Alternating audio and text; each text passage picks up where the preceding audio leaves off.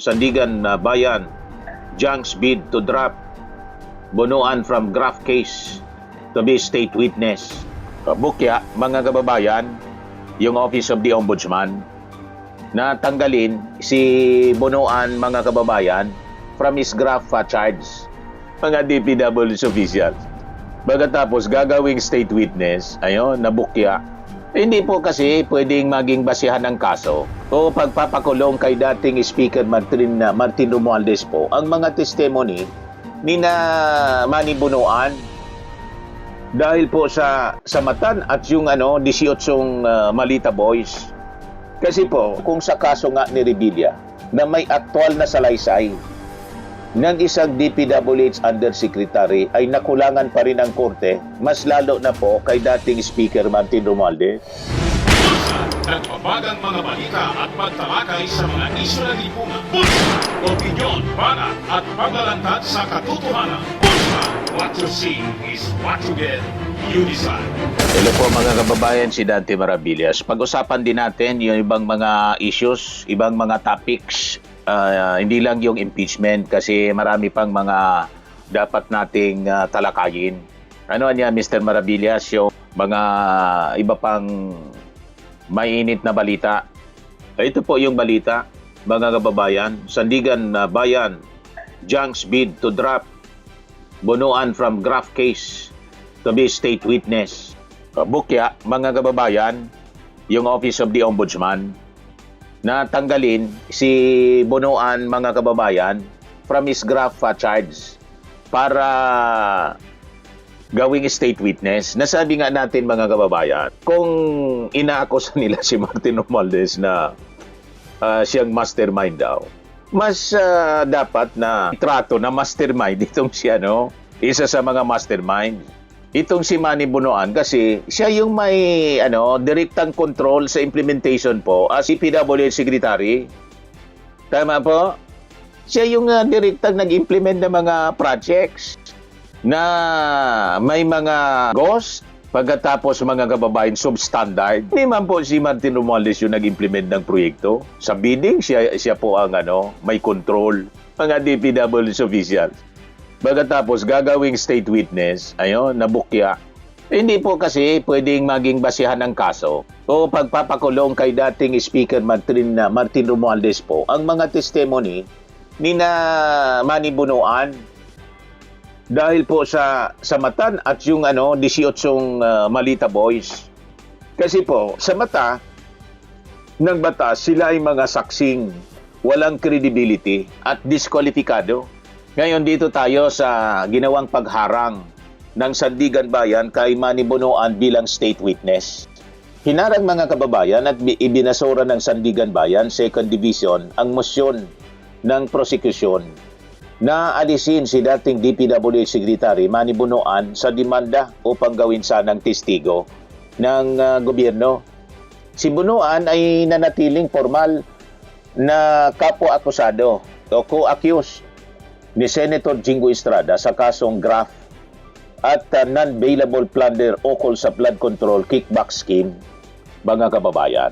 Ngayon, ano yung depensa ng batas? Ayon sa korte, dahil formal nang na-arrange si Estrada, ang pag-alis, mga kababayan, daw kay Bunuan ay labis na maglilimita sa mga depensang maaring gamitin ni Estrada at magbabago sa theory ng krimen mula sa sabwatan o konspirasi patungong individual na pananagutan po. So ito ay labag sa batas at karapatan ng kanyang kasama sa kaso. So ayon po kay Attorney Adi Fajardo, lumalabas na pinipilit lang si Bunuan na maglabas ng ebidensya laban sa dating speaker. You see? Dahil may sala si Bunuan sa ilalim po ng sarili niyang kaso kasama si Jingo Estrada. Ang pagpilit sa kanya ay naglalagay lamang sa kanya sa alanganin po dahil pinagsasalita siya sa mga bagay na wala namang katotohanan para lamang po maisalba ang kanyang sarili mula po sa pagkakakulong. Ngayon, yung kaso naman po, kasong perjury at cyber libel laban po sa 18 mga tinaguriang Malita Boys.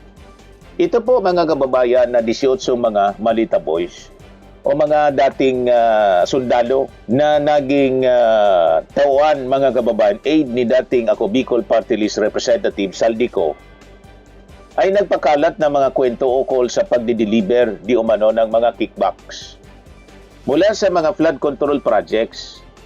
Ngayon, binigyang diin ni Attorney Adi Fajardo na ang kanilang mga sinasabi ay purong kwento lang, hearsays, na walang kahit anong basihan at walang backup ng physical evidence, gaya ng CCTV footage, saka mga larawan. Ang kanilang mga testimonya ay pabali-baliktad niya, nadaragdagan at nababawasan, may dagdag bawas at lumalabas na sila ay may mga mercenary lamang, mga bayaran na may ibang pakay, mga kababayan. Ngayon, ano yung legal na katotohanan mga kababayan? Bagsak at hindi katanggap-tanggap sa batas ang kanilang mga salaysay dahil formal na sila na kinasuhan po sa Department of Justice ng kasong perjury o kaya pagsisinungaling sa ilalim ng sumpa, saka cyber libel.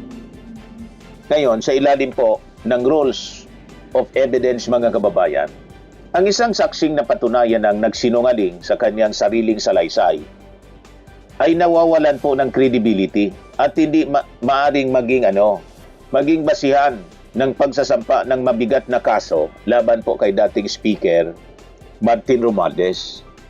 Ngayon, ano ang legal precedent ng kaso nito po ni Senator Bong Revilla? Ginamit ng kampo ni Romualdez ang naging desisyon ng Sandigan Bayan sa kaso po ni Ramon Bong Revilla, dating senador, upang ipakita kung gaano kahina ang ebidensya ng prosecution sa flood control issue. Ngayon, ano yung legal na katotohanan? Sa kaso po kasi ni Revilla, naghain ng formal na testimonya ang isang mismong opisyal, si dating DPWH Undersecretary Roberto Bernardo, na naghatid daw siya ng kickbacks. Ngayon, sa kabila nito, pinayagan pa rin ng Sandigan Bayan ang petisyon ni Revilla para sa bail dahil tinukoy ng korte na mahina at kulang ang ebidensya laban sa kanya upang makulong siya. Kita na ninyo? Inayahan ng korte mga kababayan na makapag-bail ng 1 million. Binigyan din ni Atty.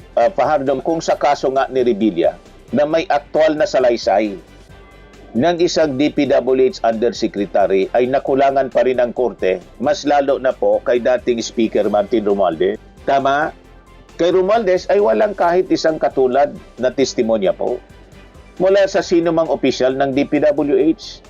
Purong kwento lang ng mga tinaguriang Maleta Boys na napatunayang mga sinungaling po sa batas. May kasong perjury at saka cyber libel at yun ang ginawa ng Department of Justice. Ngayon, ano ang punto? Sana hindi basta-basta nagpapakulong po o nagsasampa ng kaso kung wala gaanong ebidensya. Yan ang punto po na mag-uugnay po sa mga aligasyon. Ngayon, dito tayo sa presumption of legality nitong 2025 national budget o itong GAA. Dito ito nag-ugat lahat. Kunisyon mga kababayan ang kinalaman ni Martin Romualdez sa pagpasa ng 2025 Pambansang Pundo o itong General Appropriations Act na idinawit sa mga flood control projects, lalo na po yung mga GOST. Ngayon, ano yung legal na katotohanan dito mga kababayan? Sa ilalim po ng konstitusyon, ang anumang batas na napagtibay ng Kongreso, gaya ng GAA o budget bill, ay may tinatawag na presumption of validity o kaya legality. Presumption of validity and legality. So ang ibig sabihin, ito ay tinuturing na legal, wasto, at naayon sa batas, maliban na lang kung formal itong idiniklara mga kababayan ng Korte Suprema na labag sa saligang batas. Ganon po yon. Walang direkta o personal na partisipasyon po si Martin Romualdez sa paggawa, pagpili o pagpapatupad ng mga partikular na proyekto ng flood control sa ilalim ng budget. Kasi speaker siya eh. Hindi man yung trabaho ng speaker mag-implement ng project. Trabaho yun ng mga DPWH officials. tulad po ni Bunuan. Kaya naman, napaka-illogical, mga kababayan, na puntiryahin o kasuhan ng dating speaker po. Base lamang sa kanyang posisyon na itinuturing ng konstitusyon na valid at saka legal. Tama po? Ngayon, kahit anong pilit na magkaroon po ng ebidensya, hindi kayang itayo ang kaso gamit po ang isang kapwa-akusadong hinarang ng Sandigan Bayan. Sina Bunuan at mga Maleta Boys na kinasuhan na ng perjury at cyber libel ng Department of Justice. Tama po, mga kababayan? Swimming and lifting cream, pinapahid po sa mga pulses in affected area. Mainam po sa paninigas ng mga kaso-kasuan. Ito naman po, Automax Radiant Serum. Sa mukha naman yung application, anti-aging po siya. You will look 10 years younger than your age. Sa mga cancer patients naman po, baka lang gusto ninyo itong itry. Neng siya red mixed fruit drink. Hindi mo po siya gamot, food supplement siya. Kaya lang, gawa siya mga kababayan sa goji berry. Yung goji berry may anti-cancer properties. O ngayon, yung mga inquiries ninyo, dumiritso na lang kayo sa aming messenger sa Facebook para masagot namin agad. Ayos pa? Ayos na ayos niya, Mr. Maravilla. Sa mga nagana po ng malinis and spacious fitness gym, pumunta lang po kayo sa aming Colossal Fitness Gym. May Grab ka rental din po kami. But anyway, ito po pala yung aming bagong product na binibenta online. I am worldwide amazing pure organic barley powdered drink mix from Australia. Negosyo to ng aking anak na architect entrepreneur Riz Maravillas.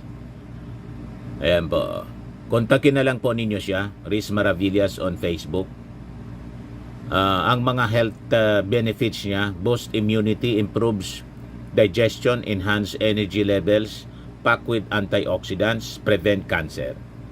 Ito naman po yung bago naming product na binibenta online.